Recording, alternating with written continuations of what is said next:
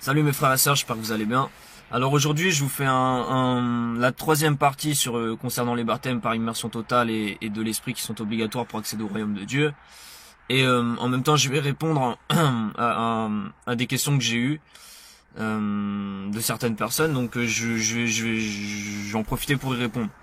Donc mes frères et sœurs, je vous invite à aller en Romains chapitre 6 et on va le lire et je vais en même temps vous détailler le chapitre pour vous montrer une fois de plus que le baptême est vraiment obligatoire. Le baptême par immersion totale est obligatoire pour accéder au royaume de Dieu. Donc Romains chapitre 6, le péché et la grâce. Que dirons-nous donc? Allons-nous persister dans le péché afin que la grâce se multiplie? Certainement pas. Nous qui sommes morts pour le péché, comment pourrions-nous encore vivre dans le péché? Ignorez-vous que nous tous qui avons été baptisés en Jésus-Christ, c'est en sa mort que nous avons été baptisés. Par le baptême en sa mort, nous avons donc été ensevelis avec lui, afin que comme Christ est ressuscité par la gloire du Père, de même nous aussi, nous menions une vie nouvelle. En effet, si nous avons été unis à lui par une mort semblable à la sienne, nous le serons aussi par une résurrection semblable à la sienne. Nous savons que notre vieil homme a été crucifié avec lui, afin que le corps du péché soit réduit à l'impuissance, et qu'ainsi nous ne soyons plus esclaves du péché. Donc en réalité, lorsqu'on se fait baptiser, au nom du Père, du Fils et du Saint-Esprit, ou au nom du Seigneur Jésus-Christ, car il y a ces deux possibilités-là, et ça revient exactement à la même chose. Mais donc quand on se fait baptiser par immersion totale, donc quand on baptise, on meurt comme Jésus-Christ sur la croix, et on ressuscite. C'est ça spirituellement ce que ça veut dire le baptême. C'est pour cette raison qu'il est très important de se faire baptiser par immersion totale. Voilà ce que nous dit la Bible concernant le baptême. Donc on continue. Or, si nous sommes morts avec Christ, nous croyons que nous vivons aussi avec lui. Car nous savons que Christ ressuscité ne meurt plus. La mort n'a plus le pouvoir sur lui. Christ est mort et c'est pour le péché qu'il est mort, une fois pour toutes. Maintenant qu'il est vivant, c'est pour Dieu qu'il vit. De la même manière, vous aussi, considérez-vous comme mort pour le péché et comme vivant pour Dieu en Jésus-Christ. Voilà ce qui se passe lorsqu'on se fait baptiser. Il faut se considérer comme mort pour le péché, mais comme vivant pour Dieu en Jésus-Christ. Que le péché ne règne donc plus dans votre corps mortel pour vous soumettre à lui par ses désirs. Ne mettez plus vos membres au service du péché comme des instruments de l'injustice, mais au contraire livrez-vous vous-même à Dieu comme des morts revenus à la vie et mettez vos membres à son service comme des instruments de la justice. En effet, le péché n'aura pas de pouvoir sur vous puisque vous n'êtes plus sous la loi mais sous la grâce. Voilà ce qui se passe lorsqu'on se fait baptiser. On n'est plus sous la loi du péché mais on est sous la grâce de Dieu. C'est ça qui se passe. On n'est plus esclave du péché. Quoi donc? Allons-nous pécher parce que nous ne sommes pas sous la loi mais sous la grâce? Certainement pas. Ne savez-vous pas que si vous vous livrez à quelqu'un comme esclave pour lui obéir, vous êtes les esclaves du maître à qui vous obéissez? Soit du péché qui conduit à la mort, soit de l'obéissance qui conduit à la justice. Voilà, donc on voit bien que si vous suivez, vous continuez de pécher, après vous êtes fait baptiser, mais donc vous servez le diable, tout simplement. Et il faut éviter de servir le diable, bien évidemment, on pêche tous. Moi aussi, je pêche tous les jours. Malheureusement, tant qu'on sera dans notre corps charnel, on sera faible. Et donc on pêchera, malheureusement. Mais pour cela, il faut se repentir tous les jours et se sanctifier tous les jours pour se sanctifier, se purifier aux yeux de Dieu tous les jours. Pour demander pardon également de tous nos péchés quotidiens. Mais que Dieu soit remercié, alors que vous étiez esclaves du péché, vous avez obéi de tout cœur au modèle d'enseignement auquel vous avez été confié. Et une fois libérés du péché, vous êtes devenus esclaves de la justice. Voilà ce qui se passe. Donc on n'est plus esclave du péché, on devient esclave de la justice de Dieu. Je parle à la manière des hommes à cause de votre faiblesse naturelle. De même que vous avez mis vos membres comme esclaves au service de l'impureté et de l'injustice pour arriver à plus d'injustice. De même maintenant, mettez vos membres comme esclaves au service de la justice pour progresser dans la sainteté. En effet, lorsque vous étiez esclaves du péché, vous étiez libres par rapport à la justice. Quels fruits portiez-vous alors? Des fruits dont vous avez honte aujourd'hui car leur fin c'est la mort. Bien évidemment, lorsqu'on pêche, le salaire c'est la mort. Et on en a honte à chaque fois qu'on pêche. À chaque fois qu'on pêche, on a honte de notre péché. Bien évidemment. Mais maintenant que vous avez été libérés du péché et que vous êtes devenus esclaves de Dieu, vous avez pour fruit la progression dans la sainteté et pour fin la vie éternelle. En effet, le salaire du péché, c'est la mort, mais le don gratuit de Dieu, c'est la vie éternelle en Jésus-Christ, notre Seigneur et Sauveur. Amen.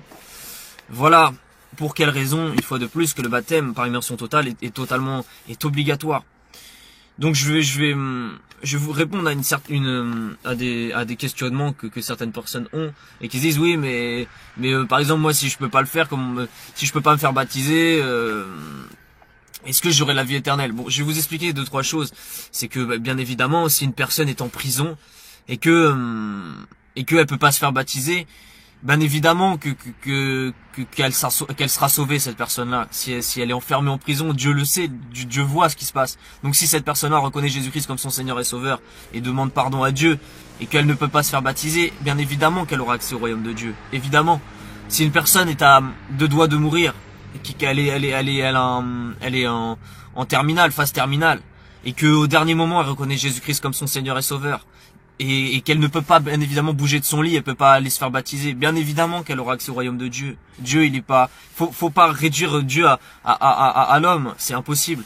Dieu est grand, Dieu est puissant, Dieu fait ce qu'il veut, et il sait très bien que si cette personne-là, au dernier moment, juste avant de mourir, elle dit Dieu, pardonne-moi pour mes péchés, je reconnais Jésus-Christ comme mon Seigneur et Sauveur, pardonne-moi pour tout ce que j'ai fait durant toute ma vie. Et bien évidemment que Dieu lui offrira une grâce. Hein, quelqu'un qui est tout seul sur une île déserte et qui peut pas se faire baptiser parce qu'il est tout seul sur une île, bien évidemment que Dieu va lui offrir une grâce parce qu'il va lui donner sa grâce parce qu'il n'aura pas pu se faire baptiser. Voilà.